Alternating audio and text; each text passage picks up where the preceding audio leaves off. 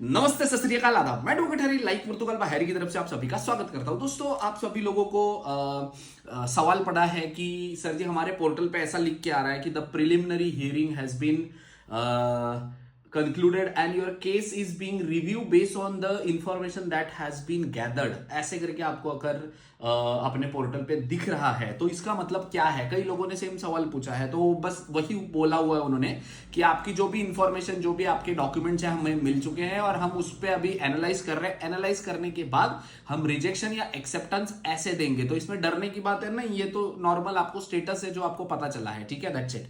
इसके अलावा कई लोगों को सवाल है कि सर जी हमारी file subject to final rejection बताया है या फिर रिजेक्शन बता दिया है, या फिर मैं खुद पर्सनली आईमा में गया था और वहां पे मुझे चेक किया, मैंने डॉक्यूमेंट सबमिट करने गए थे, उन्होंने बोला कि आपका फालता आपने टाइम से सबमिट नहीं किया, इसकी वजह से आपका फाइल रिजेक्ट हो गया है। कहीं पुलिस वालों ने आपके ऊपर कोई क्या कहते हैं कंट्रोला किया था आपके काम के ऊपर, वहां पे आपको कंट्री आउट का पेपर दे दिया है ये बोल के कि आपका फाइल ऑलरेडी रिजेक्टेड है, आपका एसआईएस में नाम था इसकी वजह से रिजेक्टेड था, आपने आईमा से कांटेक्ट नहीं किया, पेमेंट नहीं किया, इसकी वजह से आपकी फाइल रिजेक्टेड है। तो इन सारे चीजों का सोल्यूशन क्या है, तो ये चीज मैं अभी इस वीडियो में आपको बताने वाला हूं, ठीक है। सबसे पहले तो अगर आपके पोर्टल पे ऐसे लिख के आता है तो कोई डरने की जरूरत नहीं है। इंफॉर्मेशन मिलने के बाद वो आपका सारा जैसे ही अप्रूवल या रिजेक्शन दोनों में से एक चीज बता देंगे, ठीक है। दूसरी चीज, अगर आपको पोर्टल पे लिख के आ रहा है कि आपकी फाइल जो है वो सब्जेक्ट टू रिजेक्शन है और वो सीनियर के पास गई हुई है, तो देखो इसमें 50-50 चांसेस होते हैं। क्या 100% हमारी रिजेक्ट हो गई है? नहीं, ये बहुत बड़ी गलतफहमी है आपकी कि हमारी फाइल रिजेक्ट हो गई है। रिजेक्ट नहीं हुई, सब्जेक्ट टू रिजेक्ट है, मतलब जो लोअर ऑफिसर होता है जिसने आपकी फाइल चेक करी उसके हिसाब से आपका रिजेक्शन में डालना चाहिए, बट उसने सुपीरियर को भेजा हुआ है। अब सुपीरियर सारे डॉक्यूमेंट्स चेक करेगा और आपको देगा, ठीक है, रिजेक्शन या एक्सेप्टेंस। तो उस पर क्या होता है कि 50% लोगों का जिनके पहले सब्जेक्ट टू रिजेक्शन ऐसा दिखा रहा था उनको आज अप्रूवल की मेल आई हुई है, अप्रूवल उनके स्टेटस पे दिख रहा है, तो उसमें डरने की जरूरत नहीं है, आपका भी अप्रूवल हो सकता है। हाँ, पर अगर आपको पता है, ऑलरेडी आपको पता है कि आपका एसआईएस में नाम है, आपने असाइलम लिया हुआ था, आपका शेंगन इंफॉर्मेशन सिस्टम में कोई भी तरीके का किसी भी कंट्री में आपका नाम है, आपको पता है, तो वो रिजेक्ट ही होनी है, 100% रिजेक्ट होनी है। इसमें भी ऐसा होता है कि चलो 10 में से 2 लोगों का लक चल जाता है कि उनकी रिजेक्ट नहीं होती, उनकी पास हो जाती है। तो मेरे दोस्त का हो गया और मेरा नहीं हुआ, ये नहीं बोलने का, क्योंकि आईमा ऑफिसर को आप नहीं पकड़ सकते ना, क्योंकि आपके बाकी 2 दोस्तों का भी नुकसान हो सकता है उसमें।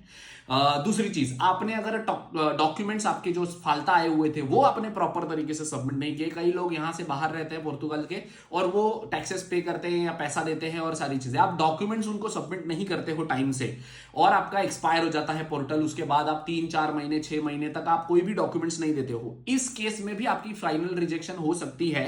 अगर आपने आईमा को कोई भी कम्युनिकेशन नहीं किया होगा, उनको इन्फॉर्म नहीं किया होगा, उनसे टाइम एक्सटेंशन नहीं लिया होगा, उनको मेल नहीं किया होगा, इस चीज में भी आपकी फाइल रिजेक्शन हो सकती है। तो इन सारों का अभी सॉल्यूशन क्या है कुल मिला के, कि आपका सर हमारा फाइनल रिजेक्शन है, हमें दिखा रहा है कि ऑलरेडी हमारा फाइनल रिजेक्शन हो चुका है, या फिर subject to propose for final decision ऐसे करके रिजेक्शन के लिए दिया हुआ है। तो हम इस चीज में क्या करें? देखो सॉल्यूशन सिंपल है। एक तो आपको खुद को पता है अगर एसआईएस में नाम है तो आप अभी से कोशिश करना शुरू कर दो जब तक आपका फाइनल रिजेक्शन आता नहीं है। दूसरी, अगर आपने कोई भी डॉक्यूमेंट सबमिट नहीं किए हैं जो फालते के थे, अभी भी नहीं किए, कोई भी लॉयर करो, जाकर आईमा में सबमिट करो, आपका प्रॉब्लम सॉल्व हो सकता है। कई लोगों को कंट्री आउट आया हुआ है, तो कंट्री आउट आने के बाद भी अगर पुलिस वालों ने दिया हुआ है आपको कंट्री आउट, तो आप जाकर एडवोकेट कर सकते हो, वो भी कंट्री आउट के लिए स्टे ले सकते हो, ठीक है।